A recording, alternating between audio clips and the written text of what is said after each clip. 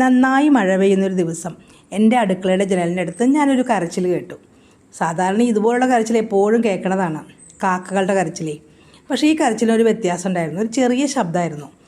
അപ്പോൾ ഞാൻ നോക്കിയപ്പോൾ ഒരു വാഴലയുടെ അടിയിലായിട്ട് ഒരു പാവം കാക്കക്കുഞ്ഞിങ്ങനെ ഇരുന്ന് കരയണുണ്ട്. അത് എന്നെ തന്നെ നോക്കിക്കൊണ്ടാണ് കരയണത്. അതെങ്ങനെ എന്നെ കണ്ടു എന്ന് എനിക്ക് അറിഞ്ഞുകൂടാ. എല്ലാ മൃഗങ്ങൾക്കും പക്ഷികൾക്കും ഒക്കെ എന്നോട് വലിയ സ്നേഹമാണ്. ചിലപ്പോൾ അത് മനസ്സിലാക്കിയിട്ടുണ്ടാവും. അതിനെന്തോ ഭക്ഷണം വേണമെന്നുള്ള രീതിയിലാണ് എന്നെ നോക്കി കരഞ്ഞുകൊണ്ടിരുന്നത്. ഞാനൊരു ബിസ്ക്കറ്റ് അവിടെ കൊണ്ടുപോയി വെച്ചു, മഴയത്ത് തന്നെ കൊടുത്തത്. പക്ഷെ അത് കഴിക്കണത് ഞാൻ കണ്ടില്ല കേട്ടോ. അത്ഭുതം എന്ന് പറയട്ടെ, പിറ്റേ ദിവസം അത് വീണ്ടും വന്നേക്കണു.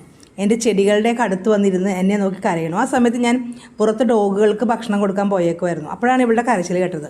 ഇവളുടെ കരച്ചിൽ പെട്ടെന്ന് എനിക്ക് മനസ്സിലായി. ആ സമയത്ത് ഇവിടെ പൂച്ചകളും ഒക്കെ ഉണ്ടായിരുന്നു. പൂച്ചകളെല്ലാം ഓടി നടന്ന് ഭക്ഷണം കഴിക്കാൻ വന്നേക്കണ സമയമായിരുന്നു.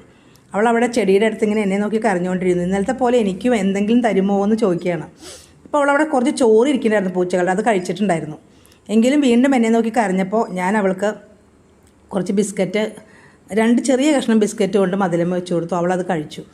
അവൾ കഴിച്ച് മുഴുവനും കഴിച്ചു കേട്ടോ അവിടെ ഇരുന്നിട്ട്. അപ്പോൾ എനിക്ക് വല്ലാത്ത അത്ഭുതം തോന്നി. എന്നെ കണ്ട് ഓടി പോവും, അങ്ങനെ ഒന്നും ചെയ്തില്ല. അപ്പോൾ പൂച്ചകളോട് ഞാൻ പറഞ്ഞു, അവളെ പിടിക്കരുത് കേട്ടോ, അവൾ പാവാണ്. പക്ഷെ മിന്നുക്കണ്ണൻ ഒരു കള്ളനാണെങ്കിലും അവനും മനസ്സിലായി തോന്നുന്നുണ്ട്. അവൻ എന്നെ നോക്കി, അവൻ എന്തിനെ കണ്ടാലും ഓടിച്ചിട്ട് പിടിക്കും. പക്ഷെ അവന് മനസ്സിലായി ഈ ആൾ നമ്മുടെ ഇവിടെ താമസിക്കാൻ വന്നേക്കണം പുതിയ അതിഥിയാണെന്ന് അവനും മനസ്സിലായി. അതുകൊണ്ട് അവനും ഒന്നും ചെയ്തില്ല കേട്ടോ. അപ്പോൾ എനിക്ക് സന്തോഷമായി. അങ്ങനെ അവൾ അവിടെ ഇരുന്നത് മുഴുവനും കഴിച്ചിട്ട് കുറേ നേരം, അപ്പോഴും ചെറുതായിട്ട് മഴ പെയ്യണ്ടായിരുന്നു. ആ സമയത്ത് അവിടെ ഇരുന്നത് കഴിച്ചതിന് ശേഷം അവൾ കരഞ്ഞിട്ട് എവിടേക്കോ പറന്നുപോയി.